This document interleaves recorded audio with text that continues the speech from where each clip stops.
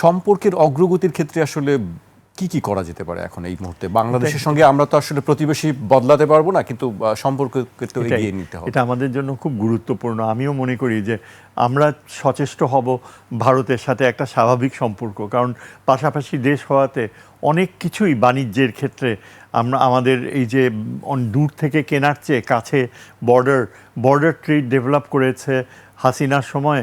অনেক নতুন ধারণা চলে এসছে, যেমন এই যে ট্রেন জার্নি, ট্রেন, বাস, পদ্মা সেতুর উপর দিয়ে ভারত কমেছে, মানে ভৌগোলিক দূরত্ব, যাতায়াতের ক্ষেত্রে দূরত্ব কমেছে, কিন্তু সম্পর্কের দূরত্ব ভারত তার নিজের স্বার্থেই স্বাভাবিক করতে চাওয়া উচিত। বাংলাদেশের নীতি বেশ ভালো, আমরা কিন্তু খোলাখুলি রয়েছি। আমরা ভারতের প্রতি এমন কোনো, এই যে এত ঘটনা ঘটে গেল গত 1.5 বছরে, ভারত কিভাবে টার্গেট করেছে, বাংলাদেশ কিন্তু প্রচুর ধৈর্যশীল ছিল। ভারতীয়রাও এটা স্বীকার করে। পশ্চিমবঙ্গে যারা রয়েছে সেন্সিবল, যারা মডারেটস, বৃহত্তর পপুলেশনই কিন্তু বাংলাদেশের সাথে সুসম্পর্ক চায়। তারা এখন রিয়েলাইজ করছে যে বাংলাদেশিদের আগমন ছাড়া পশ্চিমবঙ্গের অর্থনীতি পঙ্গু হয়ে যাচ্ছে দিন দিন। এবং শুভেন্দু অধিকারী এটা বুঝবে না, প্রশ্নই ওঠে না। একটা সময় ছিল শুভেন্দু অধিকারী কিন্তু মমতার প্রতি অত্যন্ত অনুগত ছিল। সেই সম্পর্কটুকু মমতা ধ্বংস করে দিয়েছে তার এই ভাগ্নে, এই যে ভাইপো, কি যেন নাম তার, ভাইপোকে সামনে এনে।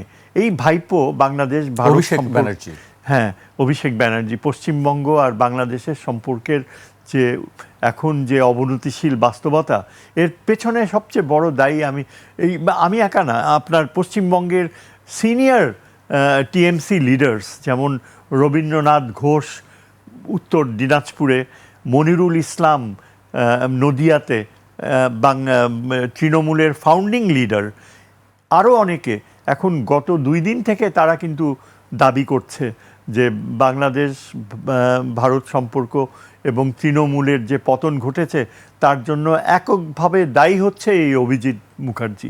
এবং তার যে গোপন বাস্তবতাগুলো ছিল সেগুলো এখন বের হয়ে আসছে। পশ্চিমবঙ্গের মিডিয়া এটা এক্সপোজ করছে।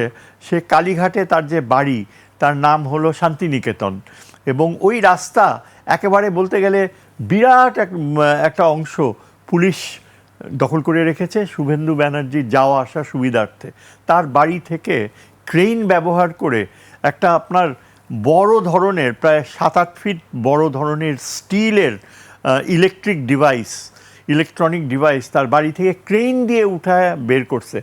কেন? ওটা খুব এক্সপেন্সিভ ইনস্ট্রুমেন্ট শুভেন্দু ব্যানার্জি এই তার ভাতিজার নিরাপত্তার জন্য। এবং সে কোনো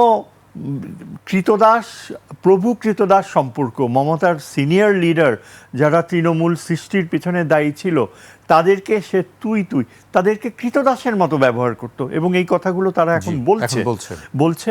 এবং এই যে শুভেন্দু অধিকারী আজকে এত বড় ভিলেন হয়ে গেছে, এর জন্য দায়ী হচ্ছে মমতার চরম ভুল। যে শুভেন্দুর যে অবদান ছিল ওই অঞ্চলে, আপনার নন্দীগ্রাম সহ বিভিন্ন অঞ্চলের তৃণমূলকে গড়ে তোলা, এটা এত ব্যাপক ছিল যে শুভেন্দু অটোমেটিক্যালি মমতার ডান হাত হিসেবেই থাকার কথা।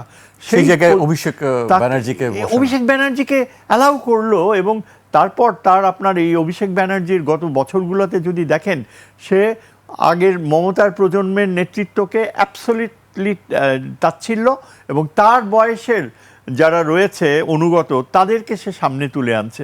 সুতরাং এই কারণেই কিন্তু বলা হয় এখন কিন্তু মানে এটা পশ্চিমবঙ্গে বিজেপি সমর্থক শুধু না, মানে মধ্যবিত্ত শ্রেণী ব্যাপক অংশ তারা এই মমতার ভাতিজাকে নিয়ে এখন কথা বলে যে এখন যাবে কোথায় সে হাটে রাস্তা দিয়ে, তার সবাই তাকে দেখছে।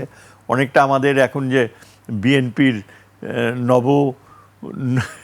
নব আবিষ্কৃত যে লয়ের এক্সপার্ট, তার পুত্রধন যেভাবে ক্রিকেটের এক্সপার্ট হয়ে গেছে, আমাদের ডিটেকটিভ ব্রাঞ্চের লোকেরা তাকে পাহারা দিয়ে নিয়ে যায়।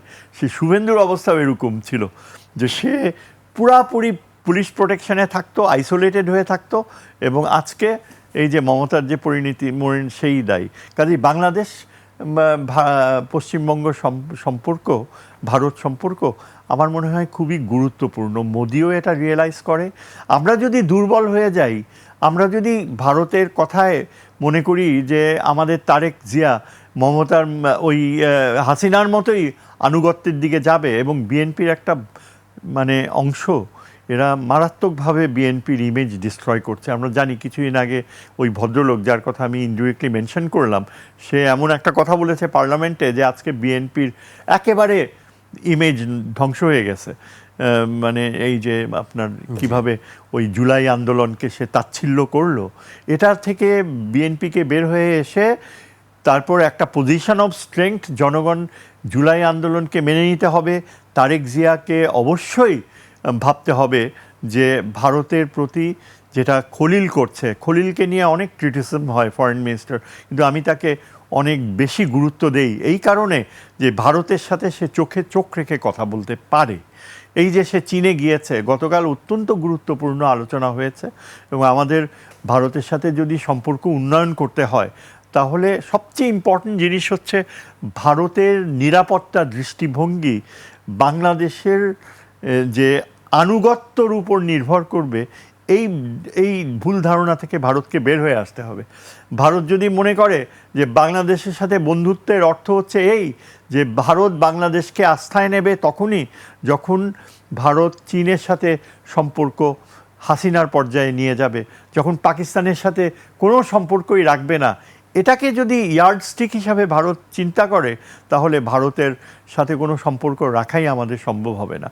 কাজেই আমাদের এটা ভারতকে এনকারেজ করতে হলে যথাশীঘ্র আমি মনে করি এই ফরেন মিনিস্টার গিয়েছে, চীনের সাথে আমাদের অত্যন্ত দ্রুত তিস্তা চুক্তি করা উচিত এবং সেই তিস্তা চুক্তিতে যে শুধু আপনার ওই নদীটি ডেভেলপ করবে তা নয়, গঙ্গার পানি ফ্লো নিয়ন্ত্রণ করবে তা নয়, চীনের ব্যাপক শক্তি রয়েছে ভারতকে নাকে দড়ি দিয়ে ঘোরানোর। কেননা ভারতের যে গুরুত্বপূর্ণ নদী ব্রহ্মপুত্র এবং এইদিকে গঙ্গা, দুটোর উপরেই কিন্তু চীনের ব্যাপক প্রভাব রয়েছে এবং চীন ভারতকে বাধ্য করতে পারে। আজকে ভারত যেমন পাকিস্তানকে বাধ্য করছে ওই যে আপনার সিন্ধু চুক্তি ভায়োলেট করছে, একই প্রথায় চীন। এবং যদি চীনকে আমরা না দিই, আমার এই জন্য ভয় লাগে আমাদের যে এই যে মন্ত্রী যাকে দায়িত্ব দেওয়া হয়েছে অ্যানি, সে বিএনপির অত্যন্ত কি বলে ট্রাস্টেড একজন লেফটেন্যান্ট, কিন্তু তাই বলে ওয়াটার রিসোর্সেস দায়িত্ব একে দেওয়াটা একেবারে আমার মনে হয় বেমানান হয়েছে। কেননা ওয়াটার রিসোর্সেসের দায়িত্ব দেওয়া উচিত ছিল একজন বিশেষজ্ঞকে, পানি বিশেষজ্ঞ যে বলতে পারবে। কালকে আমি শুনলাম সে তার অফিসে বসে এক সাংবাদিককে বলছে, মহিলা সাংবাদিক বলছে যে আমরা চীনের সাথে কোনো রকম চুক্তি এখন করতে পারবো না, আমাদের আরও অল্টারনেটিভ আছে, জাপান রয়েছে, ওয়ার্ল্ড ব্যাংক রয়েছে, হ্যাঁ চীনের সাথে সহযোগিতা হবে, কিন্তু চুক্তিতে যাওয়ার আমাদের এই ধরনের কথা সে যখন বলে সে কিন্তু অজ্ঞ, সে জানে না যে চীনের যে বিশাল প্রভাব বলয় জিও স্ট্র্যাটেজিক কারণে ভারতকে পানির বিষয়ে একমাত্র চীন বাধ্য করতে পারে। যেমন পাকিস্তান দেখেন ওয়ার্ল্ড ব্যাংকের কাছে অ্যাপিল করছে, ওয়ার্ল্ড ব্যাংক কিছুই করতে পারছে না, কাশ্মীরে সিন্ধুর পানি ভারত ডাইভার্ট করে ফেলছে, অথচ ওয়ার্ল্ড ব্যাংকের কথা ভারত শোনে না। ভারতের দৃষ্টিভঙ্গি এখন আন্তর্জাতিক ক্ষেত্রে অনেক বেশি অ্যাডামেন্ট, অ্যারোগেন্স এটা চলে আসছে। কিন্তু আপনি ওয়ার্ল্ড ব্যাংকের কাছে সহযোগিতা পাইতে পারেন, জাপানের কাছে সহযোগিতা পাইতে পারেন, কিন্তু চীনের সহযোগিতাটা অনেক আকাশচুম্বী একটা বাস্তবতা রয়েছে, সেটা হচ্ছে জিও স্ট্র্যাটেজিক রিয়ালিটি।